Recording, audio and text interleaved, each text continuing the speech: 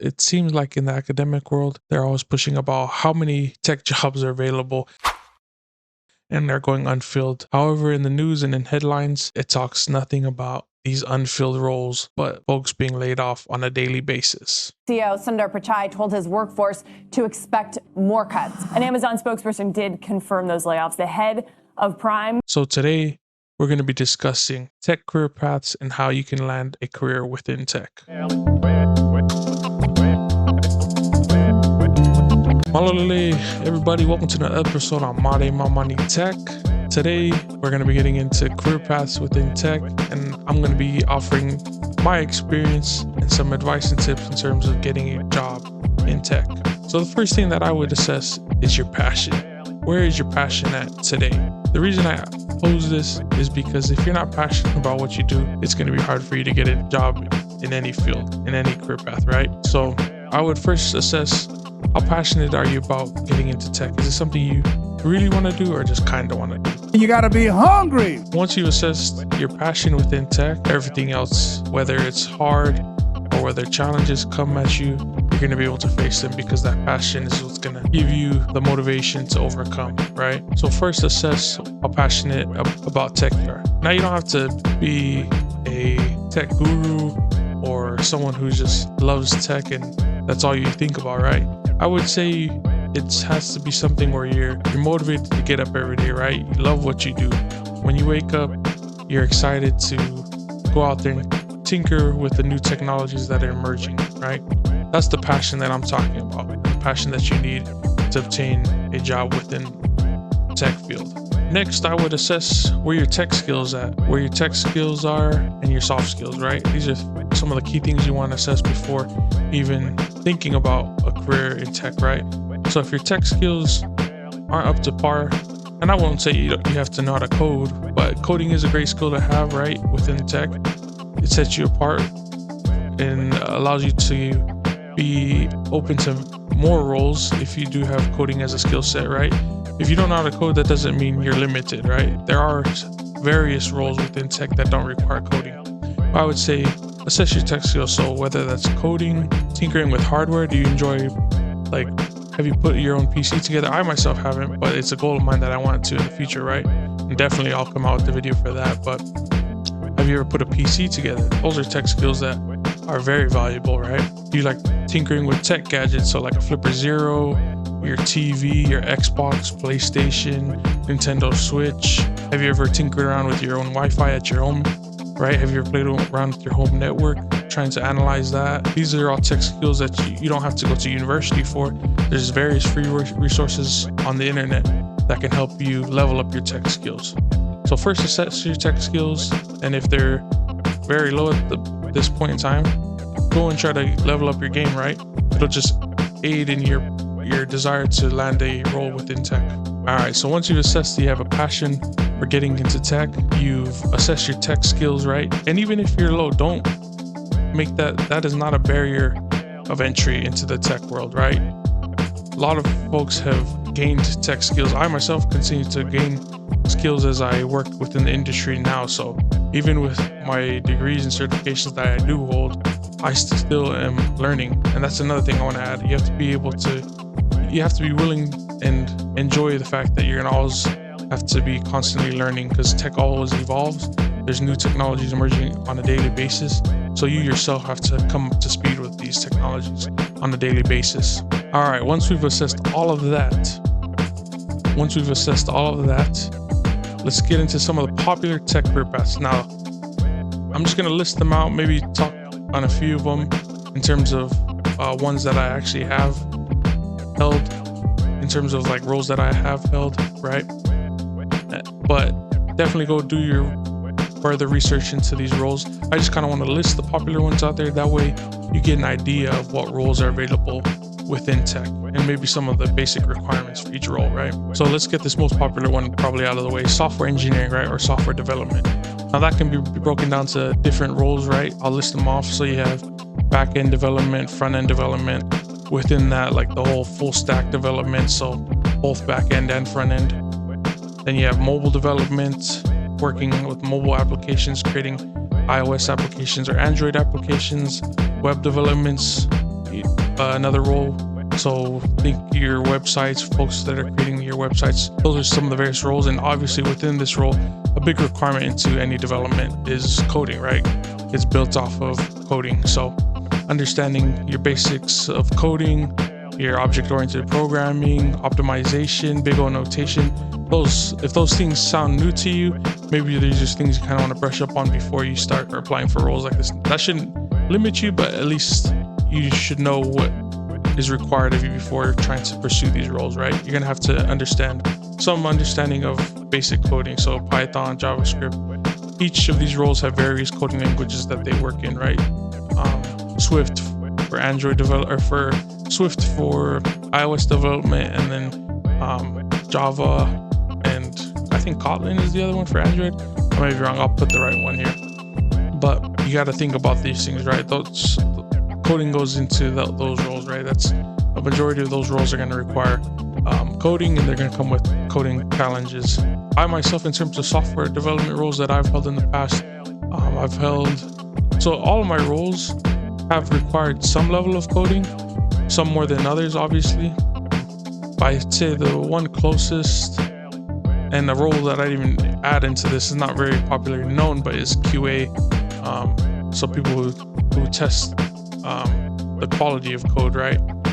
That's being written, right? And they also write code that analyzes other code, basically, right? So a role that I've held that was heavy software development is a software engineering test role. So it is kind of a QA role, but a lot of our coding in that role is creating automated tests, right? So you're writing code to test the code, basically. In that role, it was a very interesting role. I learned a lot of things from it, but it did require basic coding, right? So in that role, we did a lot of development that was used to test websites, making sure that functionality of buttons worked correctly. So think about when you go to a web page and there's like a search bar, making sure that works, that if a user enters data there, that it's searching for correct things, and when you push on the search button, it actually goes and searches, right? That's what I did in that software development role, is creating code to test other code. Another role, I haven't held it myself, but data science. So analyzing a lot of large sets of data. That's the best way I could describe it. Go do your research on it, but very popular role right now, especially in recent years, and in high demand for sure. Another very interesting role that I would recommend for those who are more of like the creative side, artistic, have that artistic touch, but still want to get into tech, is UX UI design. Very great role for those who are just trying to get into understanding how to better create a website or interface that is more appealing to users, right? If you've seen how tech has developed over the years, our user interfaces are way more beautifully designed, more appealing to folks. Whereas in early days of tech, if you look at like your websites, very blocky, Times New Roman. That's what I think of, when I think of like old websites, HTML pages, like the image is very square, doesn't really have like a interesting or appealing look to it, right? So you can thank your UX and UI design folks and engineers that work to make the overall experience, right? That's what their focus is user experience and user interfaces, right? Creating a design that's very appealing to users. Then there's DevOps engineers. So these folks are people that kind of, when I think DevOps engineer, I'm thinking of folks that kind of merge, they bridge the gap between software development engineers and operations. So taking the application that's been created and putting it into production, right? Or that whole software development lifecycle, these engineers are in charge of that. And then you have like DevSecOps engineers that try to integrate cybersecurity practices, good standards and practices into this whole development lifecycle. If any of this sounds foreign to you, I would definitely, like I said, just goes to show, just kind of brush up on your tech skills.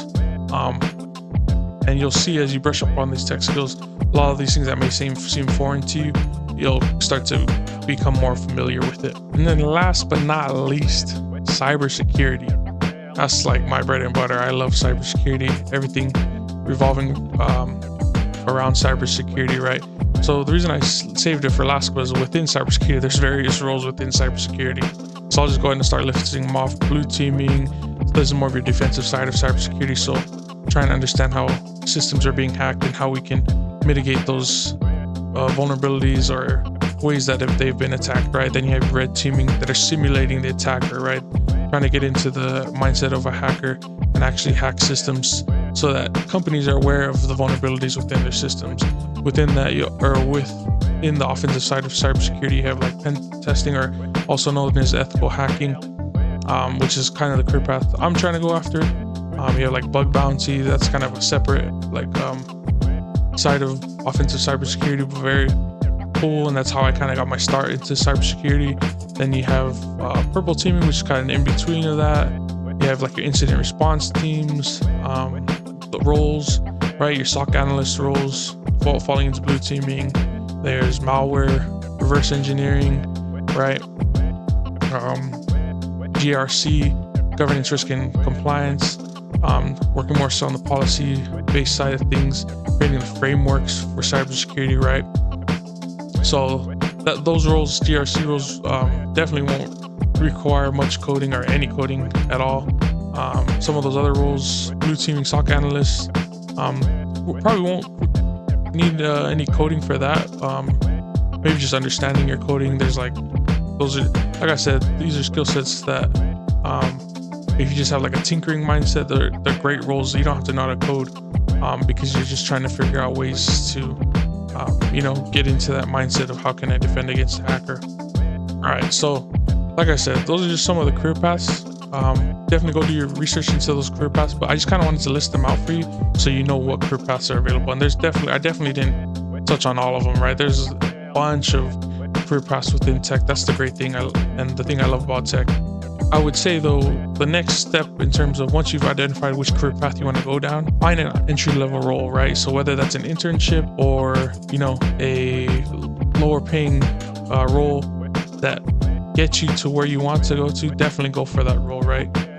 That's the great thing about tech is if you're trying to make a switch in your career, yes, you might have to take a pay cut, but in terms of like switching around and getting to that dream role that you have, tech careers are meant to, like, folks are always switching. So that's what most people might not be accustomed to, is just like jumping around from job to job. But within tech, like I said, because tech's evolving, people are jumping around just to get better experience in newer technologies that are emerging at these different companies, right? So definitely, if you're a student and you're just getting into this stuff, or you've just graduated like a boot camp, definitely check out like entry-level roles. So your internships, people do like recommend like help desk. I did kind of get started in the help desk role as an app support intern. I would say it's a help desk role, but like I said, help desk roles are seems to be like the thing that people are always pushing right now. But shoot, if you got the skills and like projects to back it up, go for those higher roles, like the software engineering roles. Don't let people say you got to start at a certain point because that's where they started at, right? If you're that unicorn, I guess, like that's the buzzword going around, shoot, go for it. The best players will always play. Like the best way I relate it to football is like some folks can play at the highest level without even, like, they're just naturally talented, right? And then there's folks that got to work their way up. Everyone has different paths they got to take, but just put your head down, go to work, right? You're gonna get there. And then lastly, some more non-general stuff, more specific stuff in terms of like getting a job, right? So how I always explain it is like this: spend 10% of your time cold applying to jobs, right? So this is going on to a company's website and just looking for a role that you want and applying for it. Spend 10% of your time doing that, right? I still feel that people should still do cold applications, even though they may not yield back as much. At least in my experience, they haven't, right? Like, I've gotten so many rejection emails just from cold applying. But I would still say spend 10% of your time, because you never know, right? I would say spend 10% of your time doing that. And then I would say spend another 40% of your time building out your personal brand. So ways you can build out your personal brand: creating projects. So some of my early projects were simple. I created like a simple Flappy Bird game, right? That was a project that I did. I worked on some basic like encryption, de-encryption things in Python.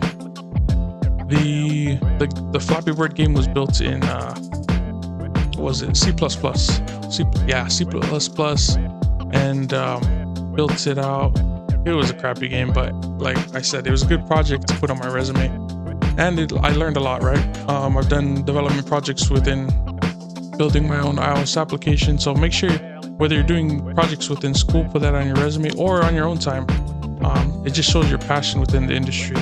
Then personal branding right now that I'm doing a lot of Try Hack Me, Hack the Box. So if you follow me on LinkedIn, you'll notice like I post a lot of my projects and machines that I've hacked on there, certifications that you have. If you have that, put those on. These are ways of building out your own personal brand, right? Achievements. Make sure you're putting all your achievements on your resume as well as your LinkedIn. So building out your LinkedIn portfolio. So it's tailored to you, showing a little bit of your personality, but standing out from just being a regular social media profile, right? You gotta do what people aren't doing in terms of if you want to land a role within tech, right? You can't be going with what everyone else is doing. Always try to find ways to create your own personal brand. Other ways you can add to your personal brand, this 40% that I'm talking about, right?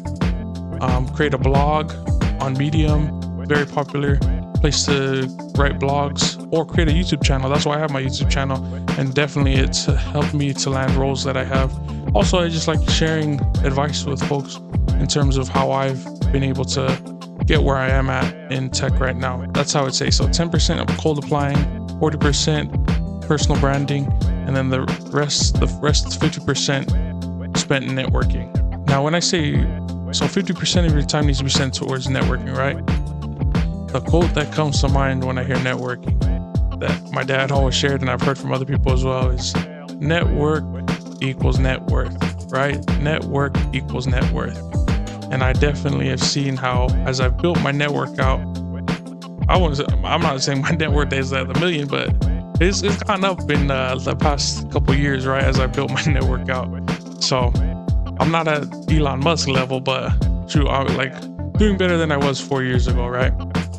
So my network tips, when I say networking, like people always say network, but what does that mean, right? When I say networking, I would say LinkedIn. Build your LinkedIn profile out so it's different. And how different, change it up, try new things. If you follow me on LinkedIn, check mine out. That's how I've built my profile out different. I've gone and seen some of the top folks. If you notice, there's on different profiles, people have like a top voice. See what they're doing different. See how you can implement, don't copy it, but like see theirs as a template and how you can kind of form from that template, kind of integrate your own personality into your own profile, right?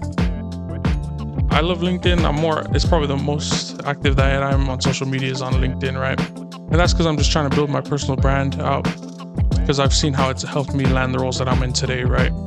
So another way you can network is attending in-person events. So whether you're just catching up with someone, like 15-minute chat, hey, let's go out to lunch, right? Those are great ways to form relationships with folks. Networking, right? Going to, if you're in tech, hackathons for like software engineers, they're basically hackathons are like coding challenges where folks try to, it's basically like speed coding. I've done a couple of them, but man, when it comes to those challenges, I suck at it. But I do know how to code, like basic scripting and things like that. My background is in computer science. Anyways, separate topic. I would also say to attend tech events. So within cybersecurity, that comes like that's my number one place where I've been able to network with folks at like OWASP meetups. It's a cybersecurity event. DEF CON, shoot, I want to go to a DEF CON one of these days in Las Vegas. But there's also little DEF CON groups. If you just go on the internet, do a search for like local tech events around you, you'll be surprised what you'll find. There's local DEF CON groups. There's also ISC Squared's cybersecurity organization. They hold a lot of events. Attending like AWS cloud events that are held. Usually you can get these through your company. I do believe the tickets on them are pretty expensive. There's like the Grace Hopper event. So if you do have the opportunity to attend these events, also I would just utilize these opportunities to network with folks, right? And then also think about maybe if you've graduated from college, attend your local alumni networking events. These are all great ways to network with folks. I would say also to network with recruiters on LinkedIn. find out who are the recruiters for the companies that you want to work for, and just try to network with them, right? Just maybe asking questions like, how is it working for this company? What's the day-to-day like for certain roles? What do you enjoy most about the company you work for? Maybe just finding posts that they post and say, hey, I really like your post on this subject matter, and just very interested to learn more. You know, don't just go straight to these folks and ask for a job, because that definitely won't work. Now I will say you will get ghosted a lot. That comes with the territory, right? Just like the whole cold applying thing. That's why I say 10% of your time should be spent towards it, but you will still see rejections come from it. But yeah, to sum it up, the last thing I would say is the great thing about tech. Just to sum it up, the last great point about a career in tech is obviously some of the financial benefits that come with it, right? Now I won't say this is the thing you must pursue, because not all roles are financially the same, even though people will purport them to be these six-figure jobs, right? A lot of my roles in tech weren't six figures at the beginning, right? I had to build my way up to that. But that's the great thing about tech is the potential to elevate fast, right?